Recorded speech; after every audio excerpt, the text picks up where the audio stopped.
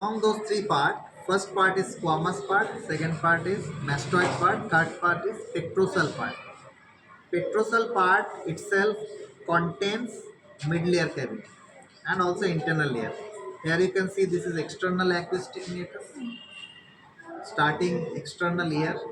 Now this is internal acoustic meatus, opening of the auditory tube. Okay. Now this is the tegment tympani, which is forming roof of the mid-layer cavity, and this is the jugular fossa, which is forming the floor of the mid-layer cavity. This is tegment tympani and this is jugular fossa. Now we are seeing an enlarged model. So that tegment tympani is here. This tegment tympani. We are opening this tegment tympani, and now you can see the mid-layer cavity. This is external acoustic meatus, and from external acoustic meatus up to this area, this is external ear. If we open this,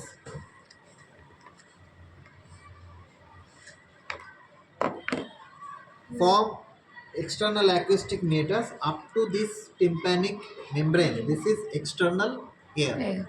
This is tympanic membrane, which is guarded by a ring, and it has a small part which is forming pars flaccida, but mostly it is tense. This is pars tensa. Okay. Now this tympanic membrane is situated here obliquely from horizontal plane almost 45 degree. Okay.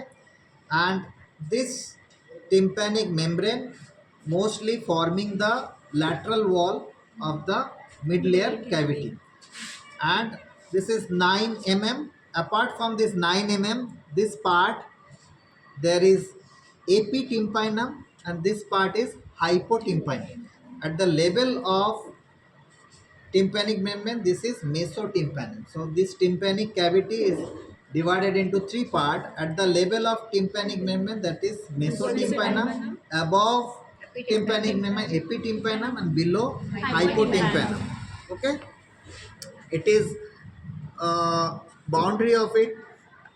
Roof is formed by this tegment tympani. Floor is formed by jugular fossa. Then laterally, as I have already told you, mainly tympanic membrane, sloping surface of tegment tympani, and continuation of jugular fossa, that is lateral wall.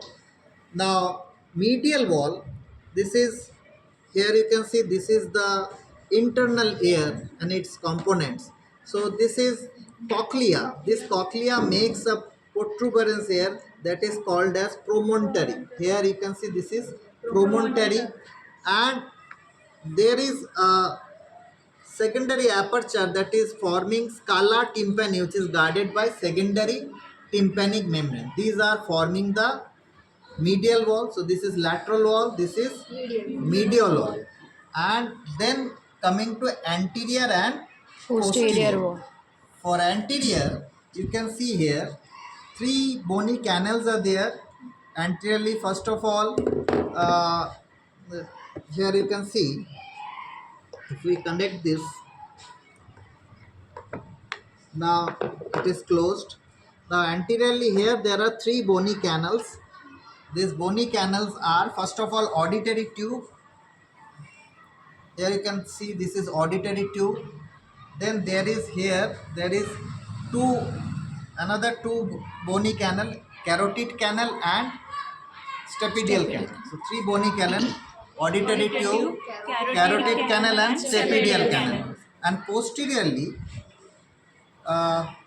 here between, first of all, posteriorly there is mastoid process. In this mastoid process there is mastoid air cells, and at this level there is mastoid antrum. If we cut this, there are small air cells, those are called as mastoid air cells. There is a large air cell that is called as mastoid antrum, and between styloid process and mastoid process there is a canal, that is facial canal.